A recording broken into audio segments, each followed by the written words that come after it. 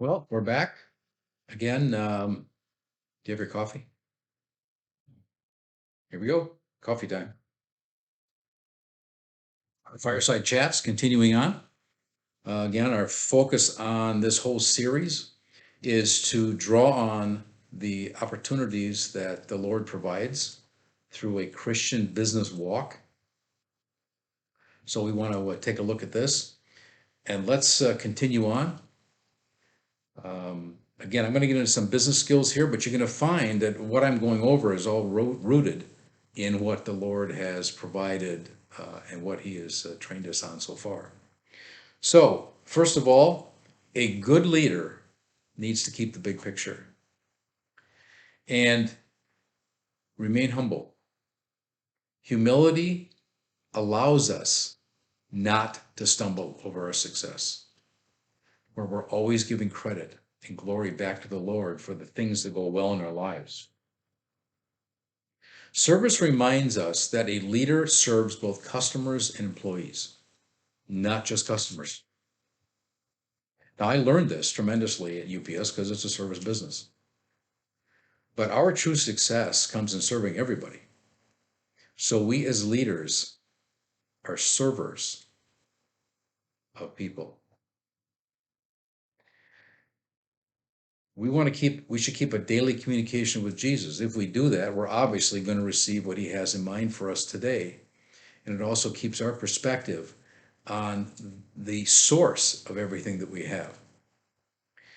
A good rule to follow is we have two ears and one mouth, and we should use them accordingly. Leaders listen or hear more than they say so that they learn and say the right thing. We know the golden rule. Jesus said it in Matthew chapter 7, actually. Do unto others as you would have them do unto you. That's Matthew 7, verse 12. Focus on what's important for your business. So if you're in the business of serving people as a UPS, in the UPS business, we deliver packages, right?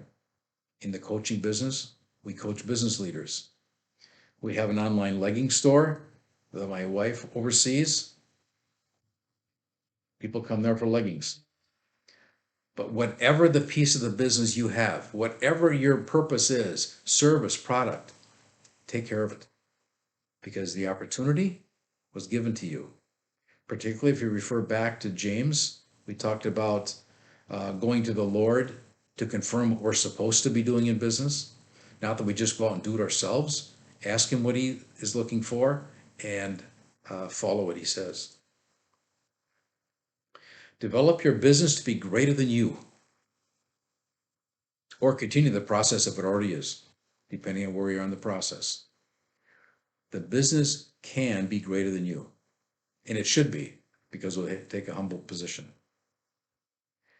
And then keep remembering that it's greater than you, and that we're constantly going to the Lord for His instruction. One of those keys is to delegate effectively. Delegation is not dumping. Delegation, you train people. People need to be trained to be good delegators. And the most effective delegating comes delegating to people who have actually been trained to take the work. You know, we've heard the story, right? Leader goes on vacation and throws his work on somebody and hopes to come back to something that survived while he was gone. Effective delegation is training in advance so that when you call on people to help you do something for you because you need time to do something else, it's successful. It's a successful process. We want to supplement personal skills with the skills of others. So you want a group of people around you that helps you. And it's important.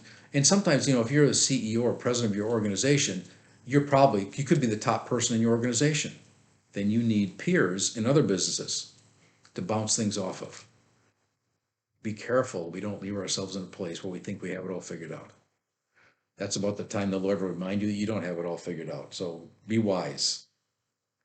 President Reagan had a saying, and I support this 110%. Surround yourself with good people and let them do their job.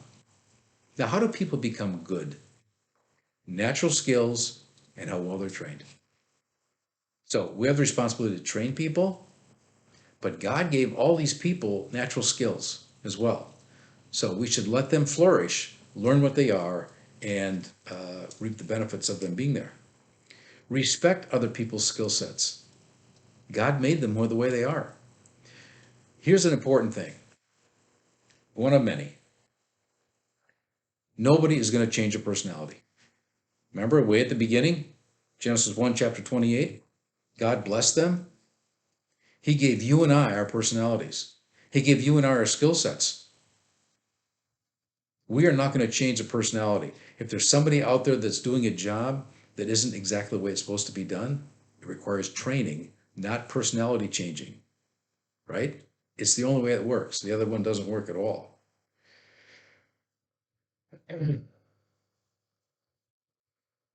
Where are we here? Ask challenging questions to test application or to test thought pattern or to test training. Ask thought-provoking questions because you can find out how people are thinking. You'll find out if they need to be retrained or they need to enhance a skill set or whatever. Looking for and training your replacement. Business leadership succession is a leader's most important job. Now, this looks like different things in the corporate world versus being an entrepreneur. It looks different, but the objective is the same, right? Somebody needs to carry on what you're doing.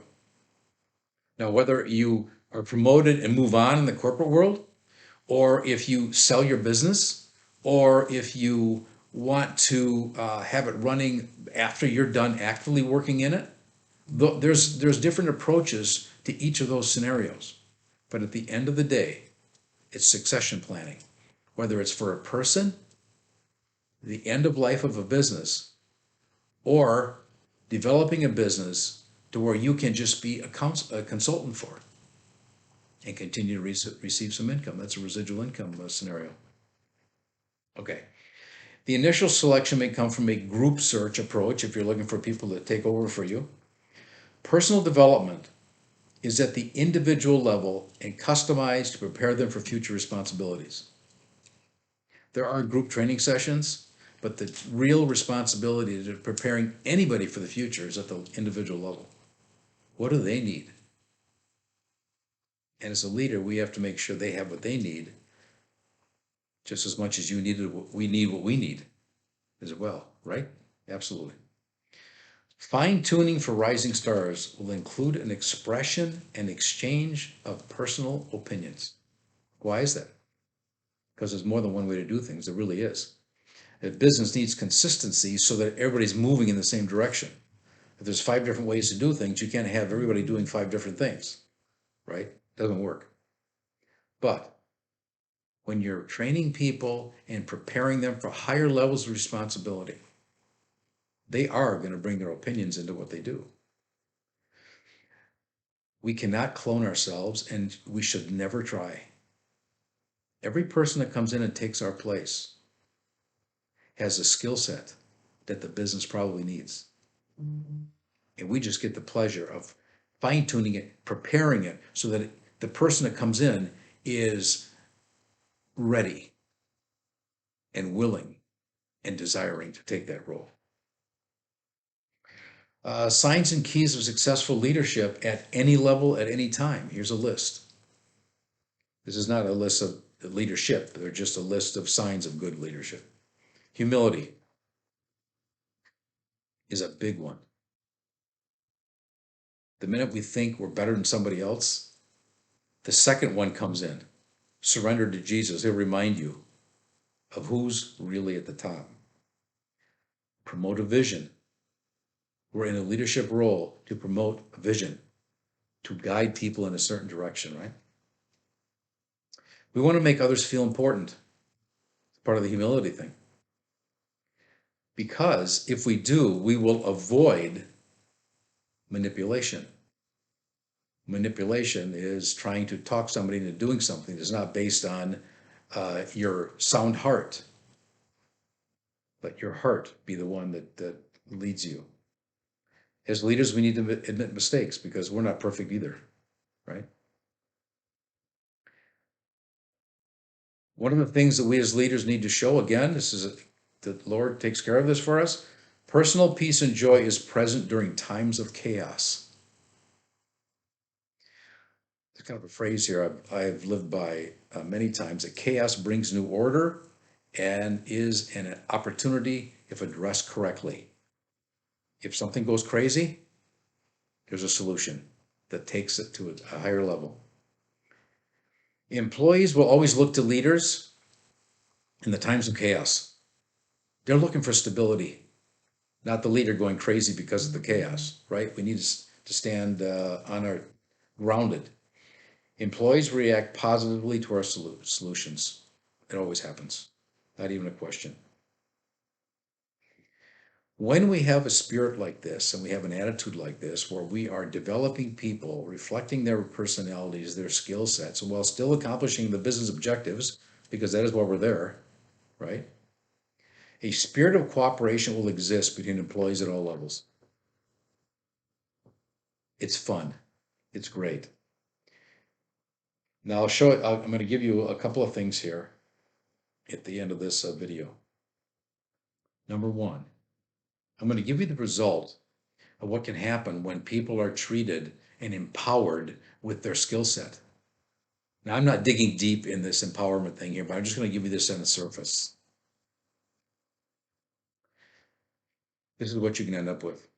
You end up with people thinking in your direction and wanting to help you because they want to work for you. I had a situation, this is early in my supervisory career, this is way back there, near the beginning, when I had put together what I wanted our business group to accomplish for the next year. And I decided to do something that hadn't been done before. I wanted to get the entire group together and tell them what I wanted to accomplish. I had people tell me, you are nuts to do that. They'll take advantage of you. I don't think so. I had a good relationship with these folks. Now, I was able to do this because I had developed the relationship, right? I led them as individuals. So I got them together. I went through what I wanted to do. And as much as I expected some conversation, this is what happened. The number one person in the group, respected for her knowledge and how she executed her work, looked at me and she said, Steve, we are behind you. We want you to be successful. That was it. It was over. And that happens. And it happened many times. If we treat people, and we build relationships with people, do unto others as you would have them do unto you. Jesus, Matthew 7, verse 12. You will get that kind of result. You're standing on his word. His word never fails. Then last but not least, when you lead this way, you're going to find the effectiveness of your leadership is even greater. And one of the signs I say is a reflection of successful leadership is when your influence reaches beyond your umbrella. In the corporate world, you have a responsibility. If your relationships with people and conversations cause you to impact people outside of what you're responsible for, that's a good sign. If you are as a president of your own business, small business, and you get together with other people that are also small business leaders, and they listen to what you say, that's a good sign. That doesn't mean we demand it. It's just there. It's a blessing of the Lord. And it's fun. Thank you. We'll see you again.